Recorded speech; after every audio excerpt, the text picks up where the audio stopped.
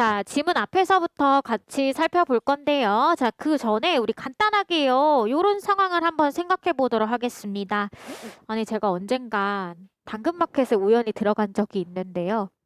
근데 에어팟을 팔 거면은 두 개를 다 팔 것이지 하나만 파는 사람들이 가끔 있더라고요. 그래서 약간 좀 궁금하긴 했었어. 대체 어떤 사람들이 하나를 파나.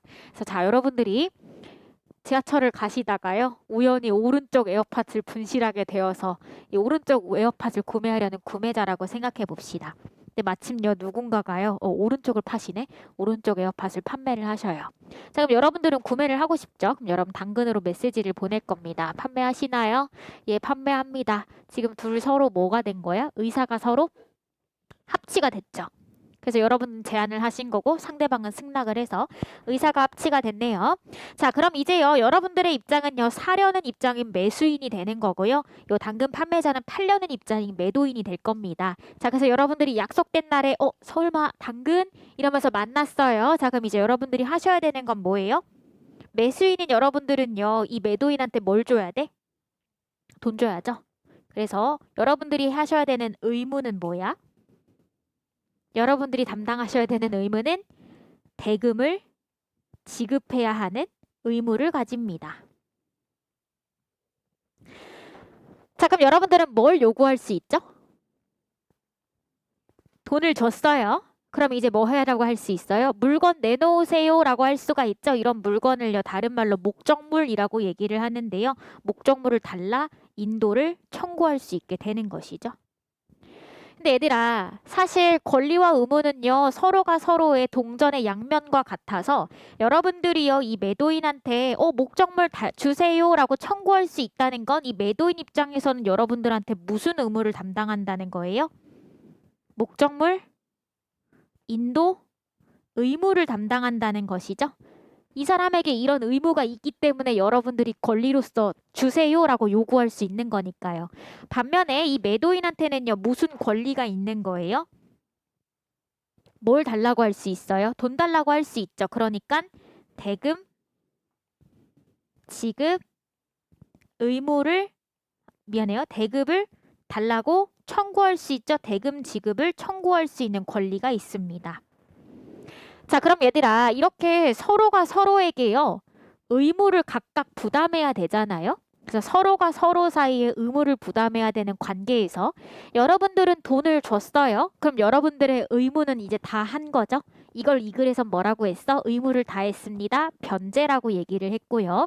또 이 매도인이 여러분들한테 물건을 줬어요. 이 오른쪽 에어팟을 줬습니다. 자, 그렇게 되면 이 매도인이 해야 되는 의무 다 한 거죠. 이걸 그의 입장에서 보면 뭐 했다? 변제했다. 이렇게 얘기가 되는 거죠. 그래서 서로가 서로에게 변제를 하면은 뭐 하게 되는 거야? 소유권이 이 에어팟 오른쪽의 소유권이 여러분들에게 넘어가면서 거래는 끝이 나게 되는 겁니다. 이 간단한 과정을 아주 길게 설명을 하고 있는데 사실 우리가 살면서 매매를 굉장히 많이 하죠. 그렇기 때문에 굉장히 복잡한 내용이 들어있는 것이기도 합니다. 그래서 이 간단한 구조를 한번 머릿속으로 떠올리면서요. 글을 한번 같이 앞에서부터 가보도록 하겠습니다. 자, 사람이 살아가는 동안 여러 가지 약속을 합니다. 근데요, 여기서 말하는 약속은 굉장히 일상적인 개념인 거죠. 여기서도 이렇게 얘기하네요. 계약도 하나의 약속입니다. 하지만요, 어떤 점에서 친구와 뜻이 맞아 영화를 보러 가는 약속과는 다릅니다. 가보도록 할게요. 자, 일반적인 다른 약속처럼 계약도 서로의 의사와 표시가 합치하여 성립하지만 체크하실 겁니다. 이게 바로 뭐예요? 일반적인 약속과 계약 사이에서의 공통점이에요. 그래서 우리 아까 전에요. 이 여러분들이 당근마켓 판매자한테 가서 연락하고 네, 판매할게요. 약속을 잡는 게 바로 뭐예요? 의사의 합치다라고 얘기할 수가 있겠고 계약이 뭐 한다? 성립한다 이렇게 얘기할 수가 있는 거죠. 그래서 얘들아 계약이 성립하려면 반드시 뭐가 필요하다는 거야? 매매 계약에서는 의사표시가 서로 합치해야 되겠네요. 이게 성립 요건이 되는 거죠. 그래서 적어주세요. 성립 요건. 하지만 이때의 의사는요. 일정한 법률 효과의 발생을 목적으로 합니다. 자, 여러분들이요. 친구들이랑 어디 놀러 가자라고 약속하는 거 법률 효과를 만들진 않잖아요. 너 나랑 영화 그날 안 보러 가면 내가 너한테 내용 증명 보낼 거야. 이거 아니잖아요. 그죠? 그래서 얘들아 계약의 특징은 의사가 합치되지만 그 결과로 뭐를 만들어내요? 법률 효과의 발생을 목적으로 합니다. 이게 바로 뭐의 개념? 계약의 개념이 되겠네요. 자, 이제 이어서 가겠습니다. 하나의 예시로 매매계약에서 팔겠다는 일방의 의사표시와 그다음에 사겠다는 상대방의 의사표시가 합치하여서 성립했네요. 여기서 나왔던 내용 또 나오죠? 그 다음에 또 뭐 해요? 자, 서로가 서로에게 뭐 해요? 의무를 짐과 동시에 권리를 가집니다. 얘들아, 이게 바로 뭐겠어? 그러면 위에서 얘기했던 일정한 법률 효과를 만드는 것이 되겠습니다. 그럼 정리해보면은 일정한 법률 효과를 만든다는 건 뭐예요? 누군가한테 의무를 갖게 만들고요.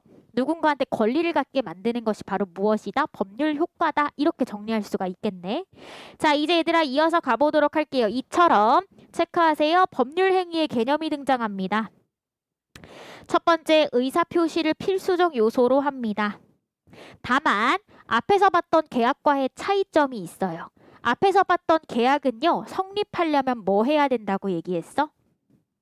아까 봤던 계약은요, 성립하려면 의사가 합치해야 한다라고 봤거든요.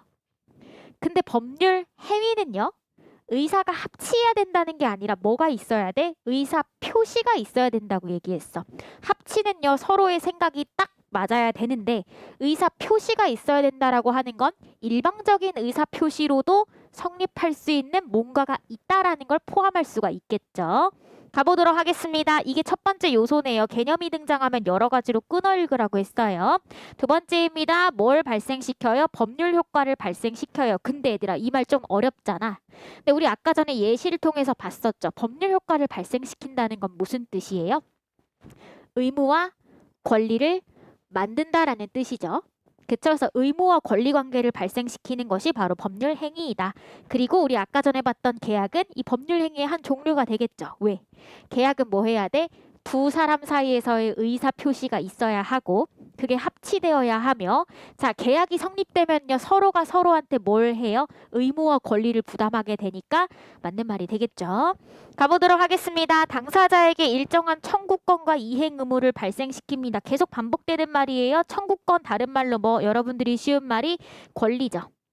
그 다음에 또 뭐 해야 돼요? 의무도 생기는 겁니다. 청구권을 내용으로 하는 권리가 채권이래요. 채권의 개념 나왔네요. 권리 중에서도요, 뭘 해주세요 라고 요청할 수 있는 게 바로 청구권을 내용으로 하는 게 바로 채권. 그리고 그 채권 관계에 따라서 뭘 해야 돼요? 이행해야 하는 의무가 바로 채무입니다. 그러면 우리 아까 전에 봤던 그림으로 다시 돌아가셔서요. 자, 매수인은요, 매도인한테요, 무슨 의무를 가지게 되는 거예요? 대금 지급 의무를 가지게 되는 거고요. 자, 반대로요. 매수인은 매도인에게 무엇을 청구할 수 있어요? 대금 지급을 청구할 수 있는 뭘 가진다? 채권을 가진다. 이렇게 얘기할 수가 있겠네. 자, 이제 가보도록 하겠습니다. 따라서 채권과 채무는 뭐처럼? 동면의 양면처럼 서로 다른 방향에서 파악되는 것이다. 우리 아까 사례에서 봤었죠. 가보도록 하겠습니다. 채무자가 채무의 내용대로 이행을 해서 체크하겠습니다. 채권을 소멸시켰습니다. 얘들아, 채권을 소멸시키려면 뭐 해야 돼? 이행하면 되는 거죠. 그래서 이행을 해서 채권을 소멸시켜서 채권 채무 관계를 없애는 것이 바로 뭐다? 변제다. 변제의 개념 나왔죠? 우리 아까 전에 앞부분에서 사례로 한번 정리했던 내용입니다. 내용 이해되셨나요? 자, 그럼 얘들아, 우리 잠깐요, 문제 몇 가지만 한번 살펴보러 가보도록 하실 건데요. 우리 앞으로 한번 가기 전에 더 읽어가 봐야 되겠습니다. 자, 더 이어서 가보도록 하겠습니다. 자, 갑과 을은요, 을이 소유한 그림을 A를 갑에게 매도하는 것을 내용으로 한대요. 그럼 생각해 봅시다. 매도인은 누구죠? 을이죠. 그 다음에 매수인은요, 갑이네요. 그 다음 목적물은 뭐가 되는 거예요? 그림 A가 되는 거죠. 그죠? 네. 자, 가보도록 하겠습니다. 자, 을의 채무는 뭐 해야 돼요? 그림 A의 소유권을 갑에게 이전하는 것입니다. 그럼 얘들아, 우리 을의 채무를 한번 정리해 봅시다. 을의 채무 기억은 뭐야? A의 소유권 인도죠. 뭐 이렇게 적으면 안 되겠네. A의 채무는 인도. 매도인이 매수인에게 해줘야 되는 거죠. 이걸 좀 밑에다가 적어야 되겠다. 미안해요. 이렇게 좀 밑에다 적을게요. 소유권의 인도를 해줘야 한다. 글씨가 너무 겹치네. 이렇게 적을게요.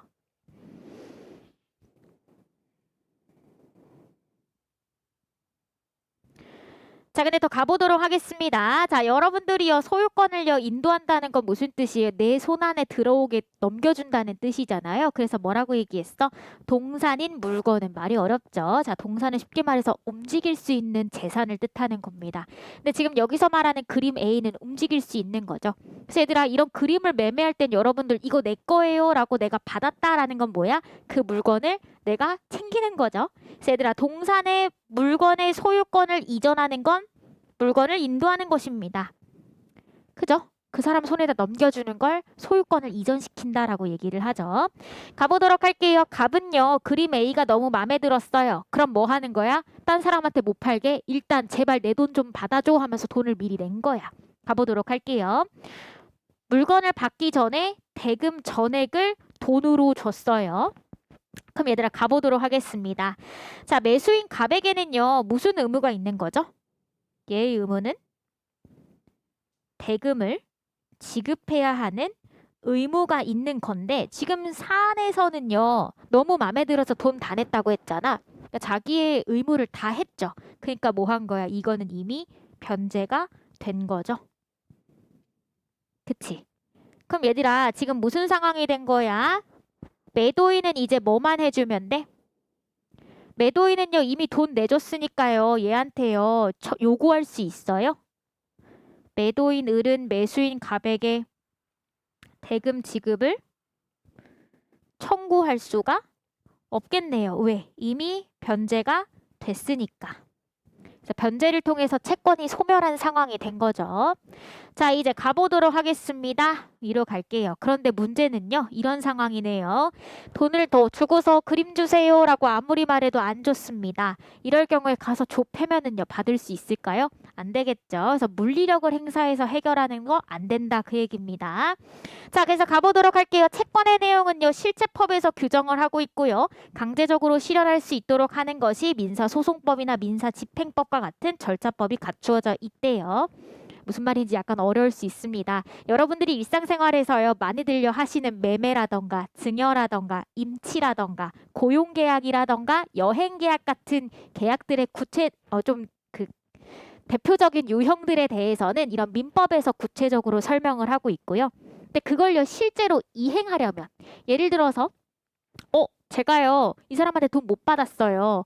그럴 때 법원에 가가지고 이 사람의 못 받은 돈을 법적으로 받을 수 있는 방법이 여기 민사소송법이나 민사집행법에 갖추어져 있다, 요 얘기입니다. 자, 그럼 요거 보시고서요, 바로 밑으로 가셔서요, 16번에 1번 보겠습니다. 자, 우리 아까 전에 실체법에요, 뭐가 있다고 얘기했어요? 실체법에 채권의 내용이 들어가 있다라고 얘기했죠. 그래서 얘들아 요거 1번은 맞는 말이네요. 왜? 청구권의 개념이 바로 요거니까요. 채권 안에는 뭐야? 청구권을 내용으로 하는 권리가 들어있다라고 얘기했으니 자연스럽게 채권에 대한 다루는 민법 안에는 당연히 청구권에 대한 규정도 들어있겠죠.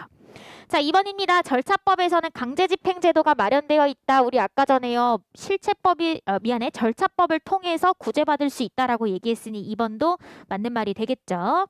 자, 이제 위로 올라가 보도록 하겠습니다. 자, 이제 뭐 할 수 있다고 그랬어요? 갑은요, 소를 제기해서 판결로 채권의 존재와 내용을 확정받아서 여기에 기초하여서 강제집행을 신청할 수가 있습니다. 강제로 물건 달라고 요구하는 거예요. 자, 그럼 얘들아 요 문장을 바탕으로 해서 밑으로 다시 내려가 볼게요. 자, 몇 번이냐면 4번입니다. 자, 법원을 통하여 우리 아까 전에 봤었죠? 판결에 기초하여서 강제 집행을 할 수가 있다라고 얘기했으니 4번 맞는 말이 되겠습니다. 자, 이제 위로 올라가 보도록 할게요. 근데 문제가 있었어요. 왜 못 줬어? 누구의 과실로? 매도인의 과실로 불에 타서 없어졌습니다. 그럼 얘들아 이거요, 채권을 이행할 수가 있어 없어? 애초에 불가능하죠?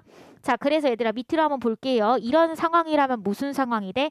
계약 자체가 애초에 무효한 것이 되는 거죠. 그쵸? 그래서 이 과실이 누구 때문이라면? 채무자 때문이라면 당연히 채무자인 누구? 그렇죠. 판매자인 을은요, 채무불이행에 대한 책임을 져야 될 것입니다. 자, 그럼 얘들아 이제 밑으로 한번 가보도록 할게요. 우리 방금 전에 읽은 내용을 바탕으로 해서 실현 불가능한 것을 내용으로 하는 계약은 무효다라는 거 확인을 했었죠. 그렇기 때문에 16번의 정답은 3번인데 조금 이따가 3번이 왜 틀렸는지에 대한 근거 한번 살펴보도록 할 겁니다.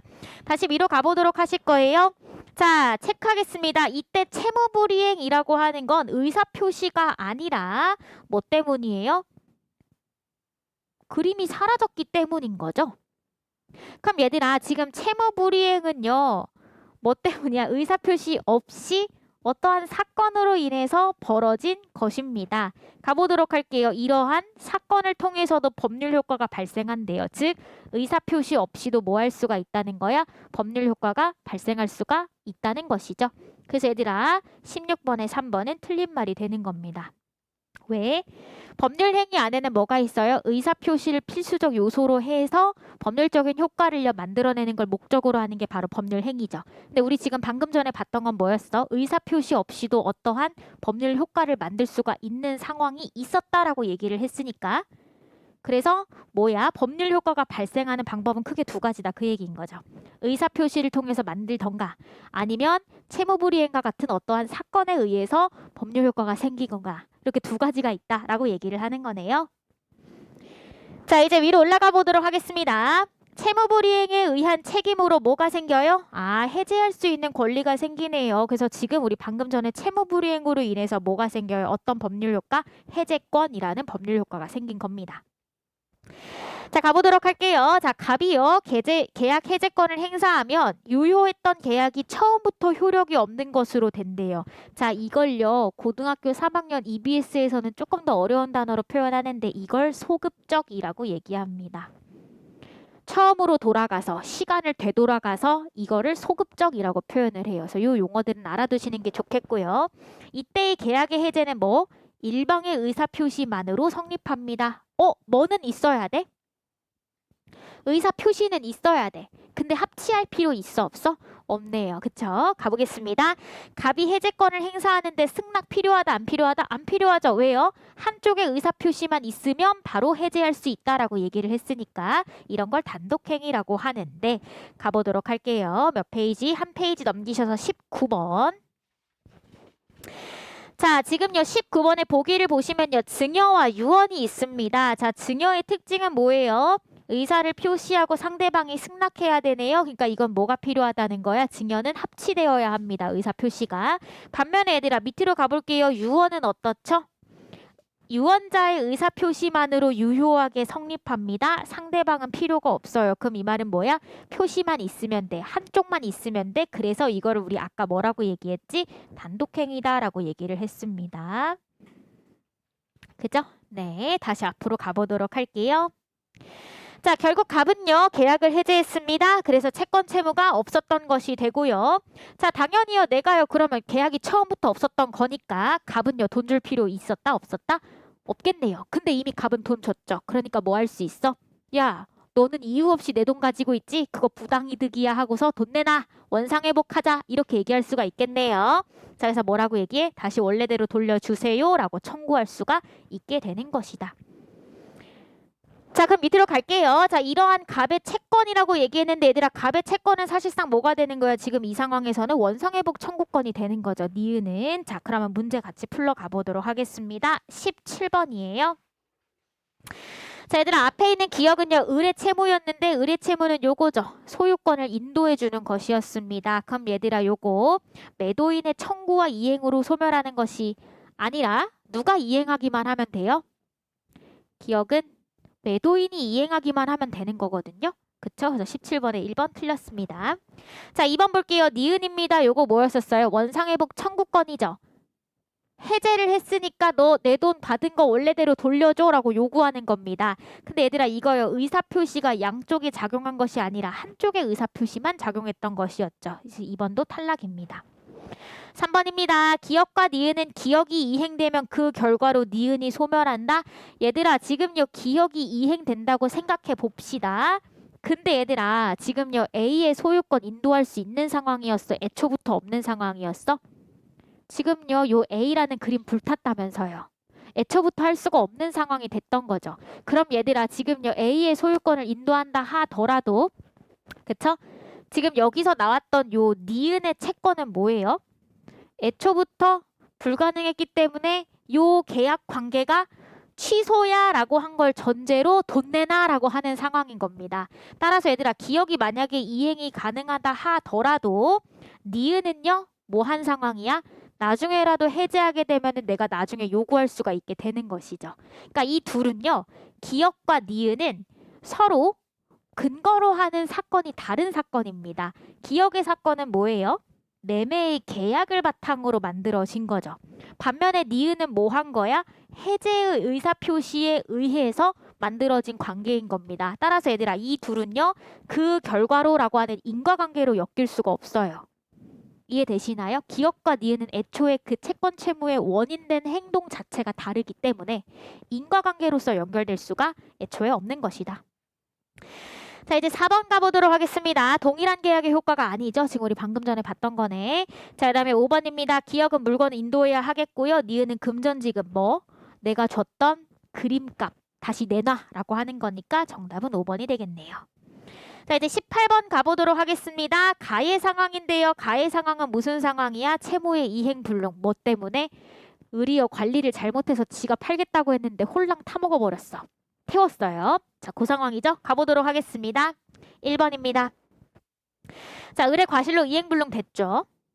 그럼 얘들아 갑은 뭐 할 수 있었어? 처음부터 이행할 수 없었던 거라면 뭐 할 수 있다? 해제할 수 있다라고 얘기해서 해제권이 생기기는 하는데 바로 해제할 수 있어요? 아닙니다. 해제하겠다는 의사표시를 해야만 해제할 수 있다라고 얘기했어요. 여하튼 1번은 맞는 말이네요. 자 나머지 2번 왜 틀렸는지 보겠습니다. 2번입니다. 얘들아 지금 무슨 상황이야? 홀랑 타버렸다고 했죠. 내가 백날 소송 걸어도요. 이미 타버려서 없는 거 받을 수 있니? 못 받죠. 2번이에요. 갑이 소를 제기하면요. 매매의 목적이 됐던 재산권 뭐야? 그 그림이죠. 근데 우리 방금 전에 뭐 했다고 했어? 그림 A 어떻게 됐어? 이미 이 세상에 없어요. 다 타버렸거든요. 그래서 뭐야? 이전받는 거 불가능하겠네요. 3번입니다. 원상회복 청구권 행사하면요. 그림 A를요. 회복하는 게 아니라 뭐야? 그림 A에 대한 돈을 다시 돌려받을 수 있는 거였죠. 따라서 3번 탈락입니다. 4번입니다. 갑과 을은 애초부터 실현 불가능한 내용의 계약을 체결하였기 때문에 이행불능이 되었다. 자, 다시 앞으로 가볼까요? 살펴보겠습니다. 가볼까요? 보겠습니다. 자, 지금 무슨 상황이에요? 그림 A가 넘겨주지 않은 까닭은 매매 대금을 받은 뒤에 그 다음에 불이 타서 없어졌대요. 그럼 얘들아 밑으로 한번 보겠습니다. 이 그림 A가요 사라졌던 게 계약이 체결하기도 전에 원래 없었던 거 가지고서 팔겠다라고 얘기했으면 뭐야? 애초부터 무효가 되는 거죠. 반면에 지금 상황은 무슨 상황이에요? 팔 수 있었던 상황이었어. 근데 돈을 받았는데 어떻게 됐어? 하필이면 불났어. 그래서 이행할 수 있게 됐어요? 없게 됐어요? 없게 된 거죠. 그럼 얘들아 누구만 귀책 사유가 있는 거예요? 갑과 을이 서로부터 처음부터 애초에 실현 불가능한 것을 한 게 아니라 돈 받고 난 다음에서야 뭐 한 거야? 그런 다음에서야 불가능한 걸 불가능한 상황이 된 것이죠. 그래서 4번 탈락이죠. 자 5번입니다. 을이 갑에게 그림 A를 인도하는 것은 불가능해졌죠. 근데 얘들아 을은요 채무불이행에 대한 책임 져야죠. 아까 뭐라고 얘기했어? 앞으로 한번 가볼까요? 체크하겠습니다. 자, 이행불능이 채무자의 과실 때문에 일어난 거면 채무자는요 책임을 져야 한다라고 얘기했는데 자 지금요 그림을 넘겨줘야 되는 채무를 가진 누가? 을이요 관리를 제대로 못해서 태워 먹었네. 그럼 뭐 해야 돼? 책임을 져야 되겠죠? 그래서 얘들아 책임을 진다. 정답 몇 번이다? 1번이다. 자 이제 19번 가보도록 하겠습니다. 제가 요거 한번 내용 한번 비교해 봤는데요. 요렇습니다. 의사표시의 관계는 이렇게 정리가 되고요. 자 의무 이행 관계 한번 볼까요? 아까 매매는요. 서로가 서로한테 채권과 채무의 관계로 엮여 있죠. 반면에 얘들아 증여는 어떤지 한번 볼까요? 체크해 보겠습니다. 증여자만 이행 의무를 집니다. 그럼 얘들아 누구만 의무가 있어요? 증여자한테만 의무가 있는 거죠. 그럼 얘들아 의무가 있다는 건 애초에 어쨌든 뭘 해줘야 돼? 증여를 하기는 해야 돼. 근데 얘들아 우리 아까 전에 본문에서요. 자신의 채무의 이행을 다해서 채권을 소멸시키는 걸 뭐라고 했니? 변제라고 얘기했죠. 그렇기 때문에 증여도 뭐 할 수 있어? 변제 가능하겠네요. 마찬가지로요. 매매도요. 변제라는 행위를 할 수가 있겠네요. 이해되시나요? 자, 그럼 얘들아 문제 한번 보겠습니다. 19번에 1번 모두 법률행위 맞죠? 왜? 법률행위의 요소가 뭐였어? 의사표시를 필수적 요소로 하는데 의사표시 다 있었죠? 법률행위 발생하죠? 채권 채무 관계가 형성이 되잖아. 유언은 뭐 해줘야 돼? 지정한 사람한테 죽은 사람의 유언대로 실행을 해줘야 되니까 어떠한 법률 효과가 발생하는 거죠. 따라서 얘들아 1번도 맞는 말. 자, 2번입니다. 증여와 유언은 법률 효과 발생시키려고 합니다. 여기 있네요. 법률 효과 발생시키려고 합니다. 그쵸? 그러니까 2번도 맞는 말. 3번입니다. 증여는 변제의 의무 발생시키지 않나요? 지금 보니까 증여도 뭐 해야 돼? 의무 이행해야 되겠네? 그럼 얘들아 요거 발생시키네요. 3번이 탈락이 되겠네요. 4번입니다. 증여는 당사자 일방만이 이행한다는 점에서 맞나요? 맞네요. 여기 증여는 일방만이 하기 때문에 가보도록 할게요. 서로 이행관계를 갖는 이게 바로 뭐야? 서로가 서로한테 채권과 채무를 갖는 관계인 거죠. 차이 있네요. 5번입니다. 증여는 양 당사자의 의사표시가 서로 합치하여 성립합니다. 서로 합치하죠. 반면에 유언은 어때요? 일방적입니다. 따라서 얘들아 5번도 어때요? 5번 맞는 말이죠. 정답은 3번이다. 자, 이제 얘들아 20번인데요. 크게 어렵지 않으실 것 같기는 합니다. 얘들아 A에서는요. 뭐예요? 어떠한 결과가 도출된다라는 맥락으로 쓰여야 하기 때문에 정답 몇 번? 1번이다. 이렇게 골라주시면 되겠습니다. 자, 그래서 민법에서 가장 기초적인 채권과 채무의 관계를 다루는 지문이었는데요. 글 한번 읽어보시면서 기초적인 배경을 정리하시는 데 활용하기에 좋은 지문이라는 생각이 듭니다.